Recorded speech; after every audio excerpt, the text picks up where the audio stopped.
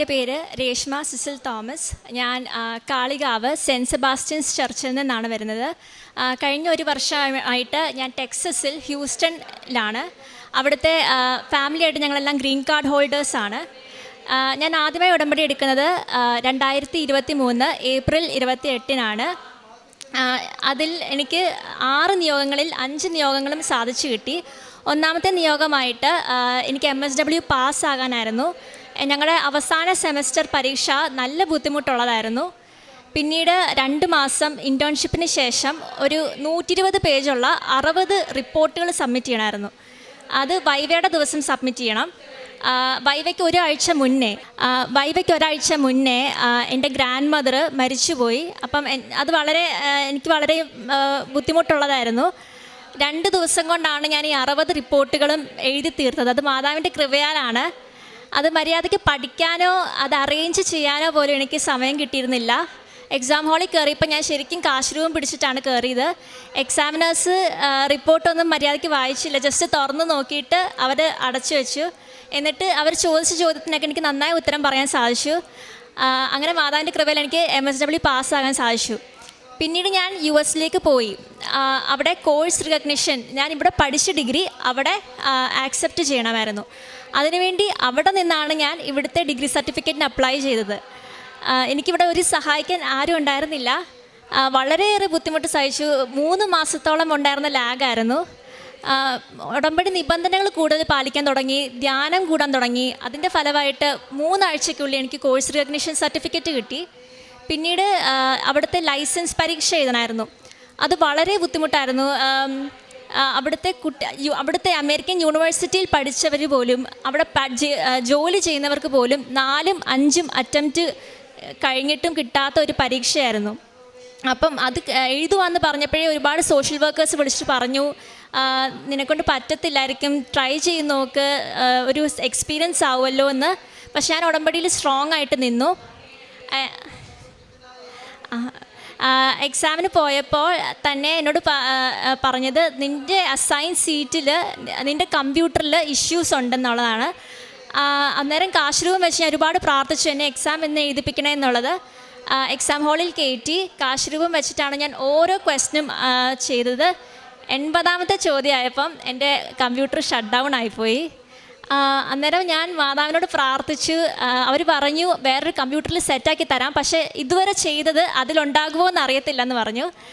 പക്ഷേ അവർ ആ കമ്പ്യൂട്ടറിൽ ലോഗിൻ ചെയ്തപ്പോൾ തന്നെ ഞാൻ ചെയ്ത വർക്കെല്ലാം അതേപടി ഉണ്ടായിരുന്നു. മാതാവിൻ്റെ സുഗന്ധാഭിഷേകവും എനിക്ക് ലഭിച്ചു. അന്നേരം തന്നെ എനിക്ക് കോൺഫിഡൻസ് ആയി, ഇതെന്നെ മാതാവ് എൻ്റെ മെറിറ്റാലല്ല ഞാൻ ഈ പരീക്ഷ പാസ്സാകുന്നത്, അമ്മയുടെ കൃപയാലാണ് എന്ന് കാണിച്ചു തന്നതെന്ന് മനസ്സിലായി. അതിൻ്റെ ഫലമായി അപ്പം തന്നെ ഞാൻ സബ്മിറ്റ് അടിച്ചു. ഞാൻ പാസ്സായിരുന്നു. പിന്നീട് എനിക്ക് ജോലി കിട്ടാൻ 1.5 മാസത്തോളം വെയിറ്റിംഗ് ഉണ്ടായിരുന്നു.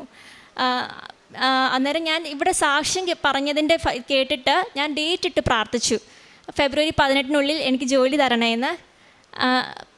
ഉടമ്പടി ധ്യാനത്തിന് ശേഷം എനിക്ക് ഒരു ടെക്സസ് ഗവൺമെൻറ്റിൻ്റെ ഒരു സ്ഥാപനത്തിൽ നിന്ന് എനിക്കൊരു ഇൻ്റർവ്യൂ കോള് വന്നു. അവിടെ ഇൻ്റർവ്യൂവിൽ പോയപ്പം ഞാൻ ഉടമ്പടി തൈലം വയ്ക്കുകയും ഉപ്പ് കയ്യിൽ പിടിക്കുകയും ചെയ്തിട്ടാണ് ഇൻ്റർവ്യൂ അറ്റൻഡ് ചെയ്തത്. ഭയങ്കര കോൺഫിഡൻസോടെയാണ്. എനിക്ക് അത്രയ്ക്ക് കോൺഫിഡൻസ് ഒന്നും ഇല്ലായിരുന്നു, പക്ഷേ ഞാൻ കോൺഫിഡൻറ്റോടെയാണ്, ആ മാതാവ് എന്നിലൂടെ പറയുന്ന പോലെയാണ് ഞാൻ ആ ക്വസ്റ്റ്യൻസ് എല്ലാം ആൻസർ ചെയ്തത്. പിറ്റേ ദിവസം തന്നെ എനിക്ക് അവരെന്നെ ഹയർ ചെയ്തു എന്ന് പറഞ്ഞു. ആ ജോലി കിട്ടാൻ അവിടുത്തെ സിറ്റിസൻസ് വരെ 8 വർഷത്തോളം കാത്തിരിക്കുന്ന ജോലിയായിരുന്നു. എൻ്റെ വേറെ കൊളീഗ് ഒരു ക്ലറിക്കൽ പോസ്റ്റ് കയറിയിട്ടാണ് അവർക്ക് വേണ്ട പോസ്റ്റിലേക്ക് അവർ പിന്നീട് മാറിയത്. അവിടുത്തെ എൻ്റെ എംപ്ലോയർ തന്നെ പറഞ്ഞു, നിൻ്റെ കൂടെ എന്തോ ഒരു അനുഗ്രഹമുണ്ട്, അതുകൊണ്ടാണ് നിനക്ക് ഇതെല്ലാം പെട്ടെന്ന് കിട്ടുന്നതെന്ന്. ആ അനുഗ്രഹം ഉടമ്പടി വഴി ലഭിച്ചതാണ്. പിന്നീട് എനിക്ക് ഡ്രൈവിംഗ് ടെസ്റ്റും ഭയങ്കര പാസ്സാകാൻ പാടായിരുന്നു. അപ്പോൾ ഞാൻ ചെയ്യേണ്ട ടാസ്കുകളെല്ലാം മനസ്സിൽ വിചാരിച്ച് ഉടമ്പടി തൈലം വെച്ച് പ്രാർത്ഥിച്ചു. അങ്ങനെ ഫസ്റ്റ് അറ്റംപ്റ്റിൽ തന്നെ ഡ്രൈവിംഗ് ടെസ്റ്റ് പാസ്സായി. 1 വർഷമായിട്ട് ഞാനിപ്പം ടെക്സസ് ഗവൺമെൻറ്റിൻ്റെ സ്ഥാപനത്തിലാണ്. എല്ലാ ഹെൽത്ത് ഇൻഷുറൻസും സാലറി പാക്കേജും ഞാൻ അർഹതപ്പെട്ടതിലും കൂടുതൽ നല്ല ജോലിയാണ് എനിക്ക് ലഭിച്ചിരിക്കുന്നത്. പിന്നെ ഞാൻ വന്നപ്പോഴെല്ലാം പത്രം മേടിച്ചുകൊണ്ട് പോവുകയും ഇംഗ്ലീഷ്, സ്പാനിഷ് ഭാഷകളിലുള്ള പത്രം മേടിച്ച് അവിടെ കൊടുക്കുമായിരുന്നു. കാരുണ്യപ്രവൃത്തിയായിട്ട് എനിക്ക് എൻ്റെ ഫസ്റ്റ് സാലറി മൊത്തം ഞാൻ മാതാവിന് വേണ്ടി മാറ്റിവെച്ചു. മാതാവ് വഴി എനിക്ക് ഒരുപാട് പേരെ സഹായിക്കാനായിട്ട് സാധിച്ചു. പിന്നെ എൻ്റെ ആത്മീയ ജീവിതത്തിൽ എന്ന് പറഞ്ഞാൽ ആദ്യമൊക്കെ എല്ലാം നിർബന്ധപ്രകാരമായിരുന്നു. ഞായറാഴ്ച പള്ളിയിൽ പോകുന്നത് ഒന്നും എൻ്റെ സ്വന്തം ഇഷ്ടപ്രകാരമല്ല, എല്ലാവരും വീട്ടുകാർ പറഞ്ഞു പോകുന്നു എന്നുള്ള ഉണ്ടായിരുന്നുള്ളൂ. പിന്നെ എല്ലാം സ്വന്തം ഇഷ്ടപ്രകാരമായി, സ്വന്തമായിട്ട് കുമ്പസാരിക്കാനൊക്കെ പറ്റി. ഇപ്പോൾ ലഞ്ച് ടൈം കിട്ടിയാലും ഞാൻ ഇരുന്ന് ബൈബിൾ വായിക്കും, അച്ഛൻ്റെ ധ്യാനം കേൾക്കും. എൻ്റെ ആത്മീയ ജീവിതത്തിലൂടെ എൻ്റെ അനിയത്തിയും ആൻറ്റിമാരൊക്കെ വന്ന് ഉടമ്പടി എടുത്തിട്ടുണ്ട്. മാതാവിനും തിരുക്കുമാനും 1000 നന്ദി. പ്രഭാഷകൻ്റെ പുസ്തകം 1-ാം അധ്യായം 16 മുതലുള്ള തിരുവചനങ്ങളിൽ കർത്താവിനോടുള്ള ഭക്തി ജ്ഞാനത്തിൻ്റെ പൂർണ്ണതയാണ്.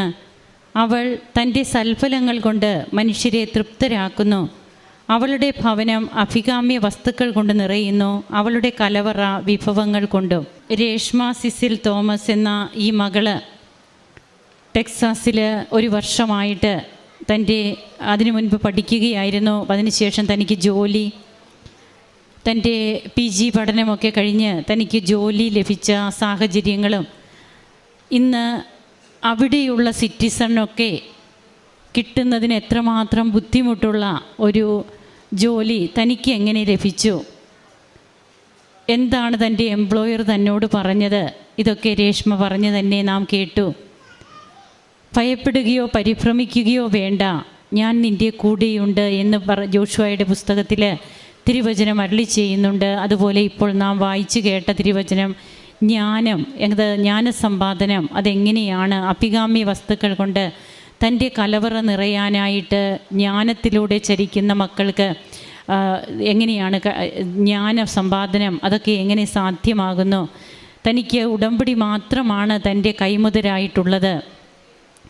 ആ ഉടമ്പടിയിലൂടെ തനിക്ക് ലഭിച്ചത് ഫിസിക്കലായിട്ടുള്ള ഫേവേഴ്സ് ഓരോന്നും ഈ മകൾ ഇവിടെ പറയുന്നുണ്ട്. തൻ്റെ MSW പഠനവും അതിനുശേഷം ലൈസൻസ് ലഭിക്കുന്നതും ഓരോന്നും അതിനുശേഷമാണ് ഈ മകൾക്ക് ജോലിയുടെ സാധ്യതകളൊക്കെ തെളിയുന്നത്. അപ്പോൾ ഇതൊക്കെ പറയുമ്പോഴും താൻ എങ്ങനെ ഇൻ്റർവ്യൂ അറ്റൻഡ് ചെയ്യുമ്പോഴൊക്കെ അതിനൊക്കെ എന്തായിരുന്നു ബുദ്ധിമുട്ടുകൾ, ഉടമ്പടി, കാശ് രൂപം, നേർച്ച വസ്തുക്കൾ, ഇതിൻ്റെ പ്രയോഗം അത് പ്രയോഗിക്കാനായിട്ട് നാം അറിഞ്ഞിരിക്കണം. ഇത് എല്ലാവരുടെയും കയ്യിലുള്ളതാണ്. ഈ നേർച്ച വസ്തുക്കൾ ഉടമ്പടി എടുത്ത എല്ലാവർക്കുമുണ്ട്. എന്തുകൊണ്ടാണ് വളരെ ചുരുക്കം പേര് അല്ലെങ്കിൽ ഒരു 80% ഇതിൽ നിന്ന് കൃപ നേടുമ്പോൾ എന്തുകൊണ്ട് കുറച്ച് പേർക്കെങ്കിലും അത് ലഭിക്കാതെ പോകുന്നുണ്ടോ? ഉണ്ടെങ്കിൽ അത് പ്രയോഗിക്കുന്നതിൻ്റെയുള്ള ആ ഒരു കൃപ അതെന്തിലാണ് അടങ്ങിയിരിക്കുക? നമ്മിലെ പലതരത്തിലുള്ള തടസ്സങ്ങൾ നാം തന്നെ അറിയുകയും നമ്മുടെ ബ്ലോക്ക് എവിടെയാണ് ആത്മീയ ജീവിതത്തിൻ്റെ ഈ ബ്ലോക്ക് കണ്ടുപിടിച്ച് അത് ഇന്ന് എങ്ങനെയാണ് കൃപയുടെ ജീവിതത്തിലൂടെ ഒരു ബൈപ്പാസ് സർജറി പോലെ ഉടമ്പടി ജീവിതം ഇന്ന് എങ്ങനെയാണ് വ്യക്തികളെ ഒരുക്കുന്നത് എന്നുള്ളതാണ് നമുക്ക് കാണുവാൻ കഴിയുക. അങ്ങനെ ജീവിതത്തിൽ നമുക്ക് ഒത്തിരിയേറെ ബ്ലോക്കുകൾ ഉള്ളപ്പോൾ ഉടമ്പടിയാകുന്ന സർജറി നമ്മെ ശുദ്ധീകരിക്കുകയാണ്. അത് നമ്മുടെ ഫിസിക്കൽ ഫേവേഴ്സായിട്ട് മാത്രമല്ല, ദൈവരാജ്യത്തിനെക്കുറിച്ചുള്ള തീഷ്ണത കൊണ്ടും നമ്മെ നിറയ്ക്കുന്നു. ഇന്ന് യുവതീ-യുവാക്കൾ ഒത്തിരിയേറെ പേര് ഉടമ്പടി എടുത്ത് ജീവിക്കുന്നു.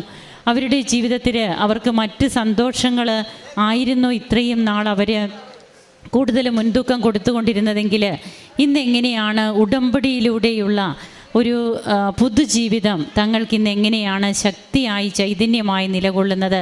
അതാണ് രേഷ്മയും ഇവിടെ പങ്കുവയ്ക്കുക.